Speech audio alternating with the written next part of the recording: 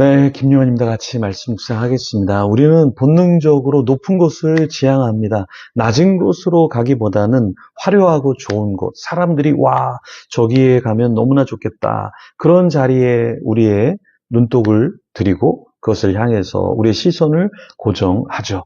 그런데 오늘 본문에 보면은 주님께서는 어떻게 우리가 살아가기를 원하실까요? 주님은 늘 편한 자리가 아니라 사람들이 때로는 불편해하는 그런 자리를 가시고 자신이 있어야 하고 섬겨야 될 대상들을 향해서 높은 자나 화려한 자가 아니라 정말 도움이 필요한 자를 향해서 주님은 가셨죠. 그리고 우리가 역시 그런 자리에 가기를 원하시죠. 오늘 본문의 16절과 17절 이하를 같이 보겠습니다. 예수께서 그 자라나신 곳 나사렛에 이르사 안식일에 늘 하시던 대로 회당에 들어가사 성경을 읽으려고 서심해 선지자 이사야의 글을 들이거늘 책을 펴서 이렇게 기록된 데를 찾으시니 곧 주의 성령이 내게 임하셨으니 이는 가난한 자에게 복음을 전하게 하시려고 내게 기름을 부으시고 나를 보내사 포로된 자에게 자유를 눈먼 자에게 다시 보게 함을 전파하며 눌린 자를 자유롭게 하고 주의 은혜의 해를 전파하게 하려 하심이라 하였더라.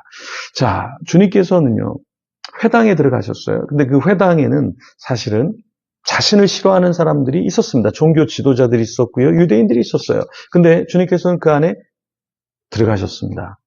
비난의 소리, 비판의 소리, 조롱의 소리가 있을 수 있지만 그 자리로 가셨죠.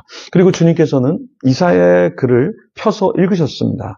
그러면서 무엇을 우리에게 말씀하십니까? 성령이 임하면 우리는 가난한 자에게 복음을 전해야 한다.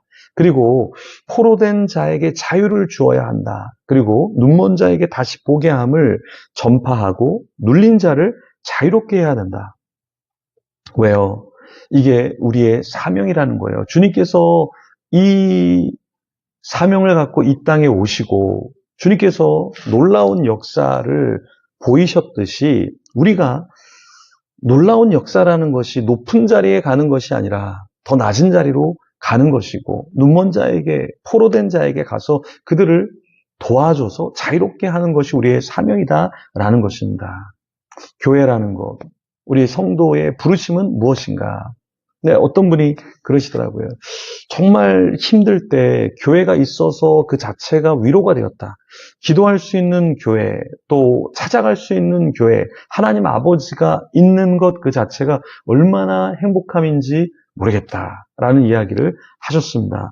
복음이라는 것, 또 복음의 사명이라는 것, 그 아무것도 아닌 것 같아요. 그런데 정말 눌려있고 정말 힘겹게 살다 보면 이 복음이라는 것, 천국이라는 것, 하나님의 나라라는 것, 교회라는 것, 공동체라는 것, 그것이 얼마나 우리에게 따뜻하고 위로를 주는지 모릅니다. 근데 여기서 중요한 것은 무엇이냐? 사명을 잃은 자는 계속해서 방황한다라는 거예요.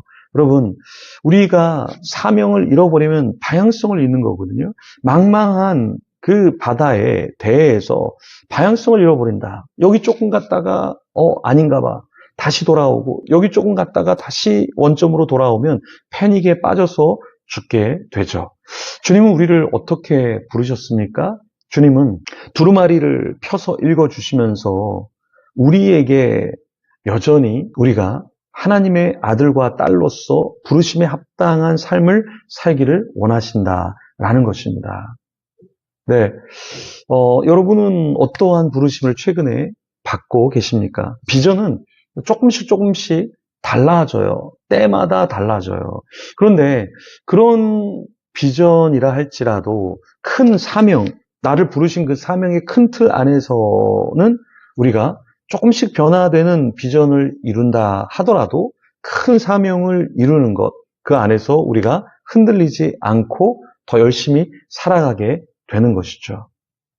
우리는 하나님이 나에게 주신 그 사명을 잃어버릴 때 가난한 자를 보면 왜 가난한 자가 내 곁에 있지? 포로된 사람이 있으면 왜 저렇게 억눌려 있지? 도와줄 생각을 하지 않고 왜 나한테 도움을 구하는 거지? 이렇게 생각할 수 있다라는 거예요.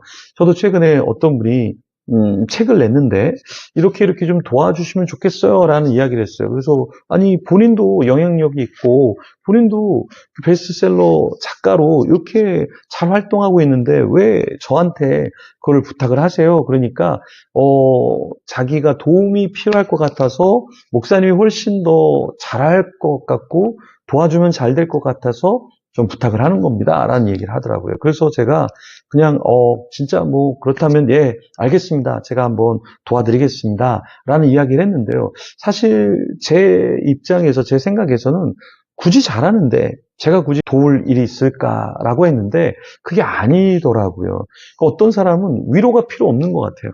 어떤 사람은 재정적인 도움이 필요 없는 것 같아요. 어떤 사람은 격려나 칭찬이 필요 없는 사람인 것 같아요. 그런데 그 안에 들어가 보면 정말 칭찬에 굶주려 있고 정말 따뜻한 말 한마디에 배고파하는 사람들이 우리 주위에 너무나 많다라는 것입니다. 그래서 우리는 이 말씀을 잊어서는 안 된다. 주의 성령이 임하시면 우리는 어떻게 살아야 된다? 가난한 자에게 복음을 또 기름을 부어주시는 그 주님 앞에서 우리는 포로된 자에게 자유를, 눈먼 자에게 다시 보게 함을 전파하며 눌린 자를 자유롭게 하는 이 사명을 우리가 감당해야 한다라는 것입니다.